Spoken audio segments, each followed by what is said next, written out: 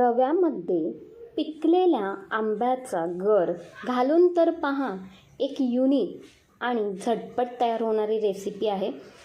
नमस्कार, सुहानीज किचनमध्ये आपले स्वागत आहे. आज आपण रवा आणि आंब्याच्या गरापासून एक युनिक अशी रेसिपी पाहणार आहोत. व्हिडिओ अजिबात स्किप करू नका, शेवटपर्यंत नक्कीच पहा. चला तर मग लगेचच रेसिपीला सुरुवात करूया. तर इथे मी एका भांड्यामध्ये 1 वाटी दूध घेतले आहे आणि त्याच वाटीने 2 वाटी पाणी घ्यायचे आहे. तर इथे तुम्ही 1.5 वाटी दूध आणि 1.5 वाटी पाणी असे घेतलात प्रमाण तरीसुद्धा चालेल. आता हे आपण गरम करायला ठेवूया बाजूला गॅसवरती. दूध गरम होत आहे तोपर्यंत आपल्याला एक आंबा घ्यायचा आहे. तर हा आंबा हापूस आंबा आहे. तर तुम्ही इथे केशर आंबा घेतलात तरीसुद्धा चालेल, तो सुद्धा गोड असतो. आणि आंबा घेताना गोड आंबा घ्यायचा आहे आणि छान असा पिकलेला आंबा घ्यायचा. त्यानंतर हा आंबा स्वच्छ धुवून घेतला, त्यानंतर कोरड्या कापडाने पुसून घेतला आणि आपल्याला हा आंबा कट करून घ्यायचा आहे. तर इथे मी सर्व आंबा कट करून घेतला. आंबा कट करून घेतल्यानंतर मधला जो गर आहे आंब्याचा तो आपल्याला फक्त घ्यायचा आहे.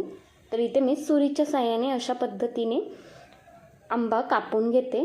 पहा किती सुंदर दिसत आहे. आणि हापूस आंबा असल्यामुळे तो चवीला सुद्धा छान लागतो आणि तसेच आंबट अजिबात नाही. हा आंबा गोड आंबा आहे. असंच आंबा आपल्याला निवडायचा आहे. तर अशा पद्धतीने तुम्ही ही रेसिपी एकदा बनवलात ना तर सारखेच बनवून खाल. आता आंब्याचे सीझनसुद्धा खूपच आहे आणि मार्केटमध्ये भरपूर प्रमाणात आंबे आलेले आहेत. तर अशा पद्धतीने आंबे आहेत तोपर्यंत ही रेसिपी एकदा नक्कीच घरी ट्राय करून पहा. खूप छान ही रेसिपी तयार होते. तर इथे मी सर्व आंब्याचा गर काढून घेतला. तर आंब्याचा गर इथे आपला 1 वाटी झालेला आहे. आता आपल्याला त्याच वाटीने 1 वाटी रवा घ्यायचा आहे. तर रवा कोणता घ्यायचा, तर इथे बारीक रवा वापरायचा नाही. जो आपण उपम्यासाठी रवा वापरतो तोच इथे रवा वापरायचा आहे. तर रवा बाजूला ठेवला. त्यानंतर मिक्सरच्या भांड्यामध्ये आंब्याचा गर घालून घ्यायचा. वेलची घालून घेते, 2 ते 3 वेलची घालून घ्यायच्या. तर माझ्याकडे वेलची पावडर संपली आहे त्यामुळे मी इथेच वेलची घालून घेतली. जर तुमच्याकडे वेलची पावडर असेल तर तुम्ही नंतर घातलात तरीसुद्धा चालेल. आणि हे मिक्सरमधून थोडेसे फिरवून घ्यायचे. तर आपला हा आंब्याचा गर मस्त असा तयार झाला आहे. गॅसवरती कढई गरम करायला ठेवली. त्यामध्ये 2 मोठे चम्मचभर तूप घालून घ्यायचे. तर तुपाचे प्रमाण थोडेसे जास्तीचे ठेवायचे, तेव्हाच ही रेसिपी चवीला मस्त लागते आणि छान अशी तयार होते. तर तूप व्यवस्थित गरम करून घ्यायचे. तूप व्यवस्थित गरम झाले की त्यानंतर रवा घालून घ्यायचा. तर रवा घालताना इथे पाहताय तुम्ही मस्त असा फुलला गेला आहे, म्हणजे तूप व्यवस्थित असे गरम झाले आहे. गॅसचा फ्लेम मंद ठेवायचा. मंद आचेवरती रवा व्यवस्थित बदामी रंगावरती परतून घ्यायचा. अजिबात घाई करायची नाही रवा परतताना. आणि गॅसचा फ्लेम कुठेही मोठा ठेवायचा नाही.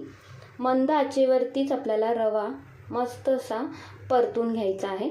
थोडासा जास्तीचा वेळ लागतो पण रवा व्यवस्थित असा परतून घ्यायचा. तर इथे पाहताय तुम्ही थोडासा रंगसुद्धा रव्याचा बदललेला आहे. अजून 1 ते 2 मिनिटभर हा रवा छान असा परतून घेते. तर मस्त असा परतून घेतला बदामी रंगावरती.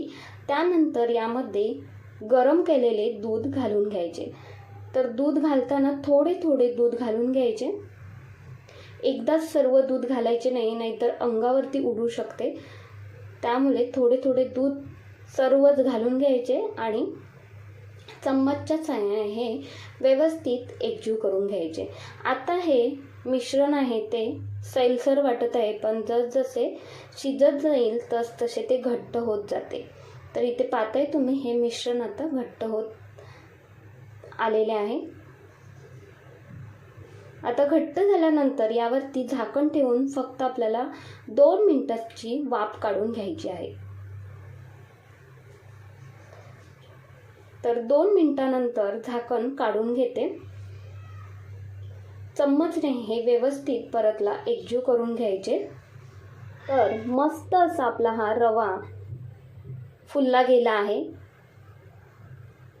आता यामध्ये आपल्याला घालायचं आहे साखर. तर इथे मी पाव वाटी फक्त साखर घालून घेते आणि आंब्याचा गर इथे 1 वाटी घालून घेते. तर आंबा गोड आहे त्यामुळे साखरेचे प्रमाण इथे मी कमी ठेवले आहे. चिमूटभर मीठ घालायचे, कारण गोडाचा पदार्थ आहे त्यामुळे मीठ जरूर घालायचे, त्याने चव मस्त लागते. तर इथे तुमचा आंबा जर थोडासा आंबट असेल तर तुम्ही साखरेचे प्रमाण इथे थोडेसे वाढवलात तरीसुद्धा चालेल. तर हे चम्मचने व्यवस्थित एकजीव करून घ्यायचे. तर आता तुम्हाला समजलंच असेल आपण काय पाहतोय ते. तर आज आपण पाहतोय आंब्याचा शिरा.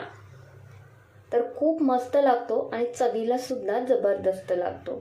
आता यावरती आपण झाकण ठेवायचे आहे 5 मिनिटासाठी आणि एक दणकून वाफ काढून घ्यायची. 5 मिनिटानंतर झाकण काढून घेतले. वरून थोडेसे तूप सोडून घ्यायचे. तर इथे मी 1 चम्मचभर तूप सोडून घेतले. याने चव खूप मस्त येते शिऱ्याला. तर अशा पद्धतीने तुम्ही शिरा बनवलात नसाल तर एकदा नक्कीच तुम्ही शिरा बनवून पहा, चवीला खूप मस्त लागतो. तर आत्ता आपला हा शिरा तयार झालेला आहे.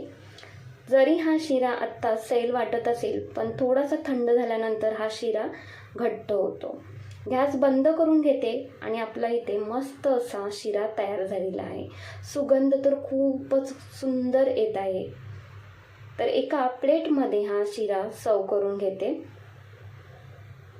त्यावरती एक बदाम आणि आंबा सुद्धा लावून घेते, कारण आपण आंब्याचा शिरा बनवला आहे. खरंच हा शिरा अजिबात चिकट होत नाही. सांगितलेल्या प्रमाणामध्ये परफेक्ट आपला हा आंब्याचा शिरा तयार होतो. अजिबात चिकट आणि दाणेदार, तोंडात टाकताच विरघळेल असा हा शिरा आपला तयार झालेला आहे.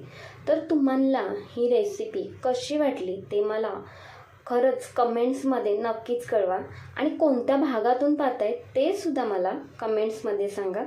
आवडले असेल तर एक लाईक, शेअर, हाईप तसेच सुहानीच किचनला सबस्क्राईब करायला अजिबात विसरू नका. धन्यवाद.